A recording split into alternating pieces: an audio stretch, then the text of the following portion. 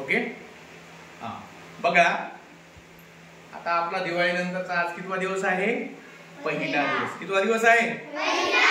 बघा आता आपण काय करणार आहोत, आजपासून एक नवीन उपक्रम चालू करतोय, वन डे वन स्ट्रक्चर. म्हणजे तुम्हाला मी रोज एक स्ट्रक्चर शिकवणार आहे आणि त्या स्ट्रक्चर पासून तुम्हाला भरपूर असे वाक्य बनवायचे आहे. आलं का लक्षात? खूप सोपं आहे. आजचं आपण जे स्ट्रक्चर बनवणार आहे ते आहे धिसचं. कोणतं स्ट्रक्चर आहे? धिस. बघा धिस मध्ये काय?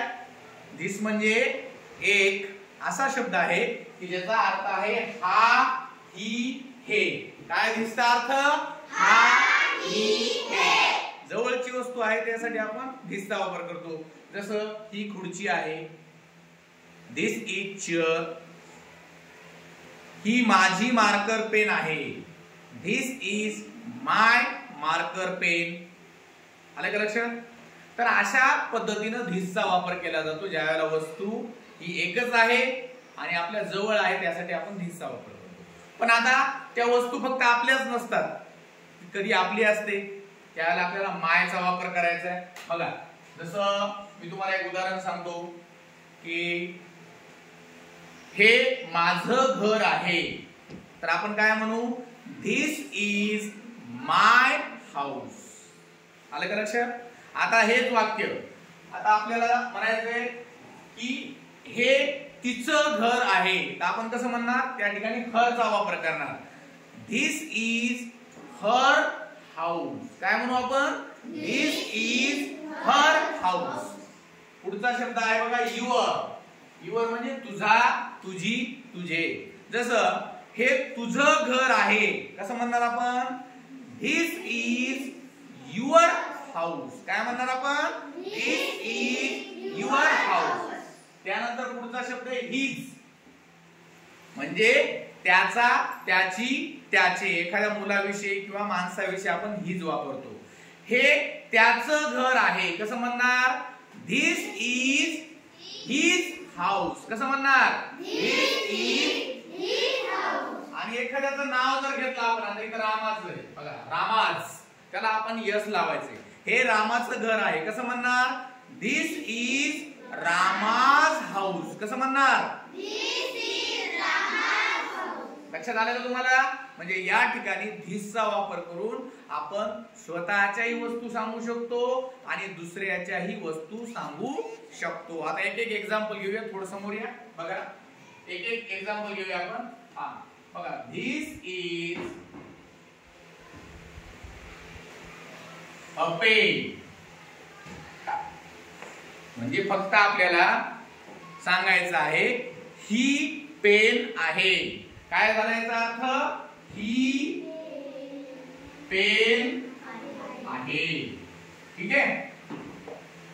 दिस इज अ पेन. आता आपल्याला म्हणायचंय ही माझी पेन आहे. कसं म्हणणार रे मग? कोण सांगतं? ही माझी पेन आहे. हा सांग बेटा. दिस इज माय पेन. शाबास. दिस इज माय पेन. बघा दिस इज माय पेन. अर्थ काय होईल याचा? सांग बरं बेटा. ही माझी पेन आहे. ही माझी पेन आहे. शाबास. ही माझी पेन आहे.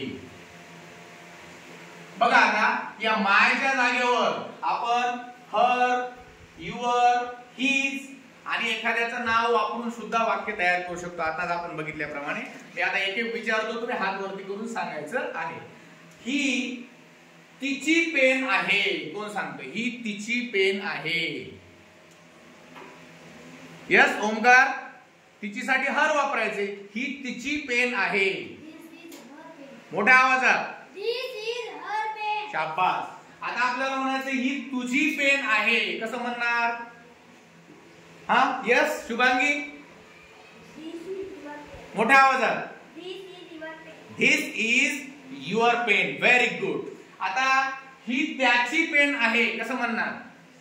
ही त्याची पेन आहे. समर्थ. हिज. मोठ्या आवाजात सांग. शाबास. ही त्याची पेन आहे. दिस इज हिज पेन. आता आपल्याला म्हणायचंय ही राहुलची पेन आहे. ही राहुलची पेन आहे कसं म्हणणार? हा yes, This is Rahul's pen. शाबास. This is Rahul's pen.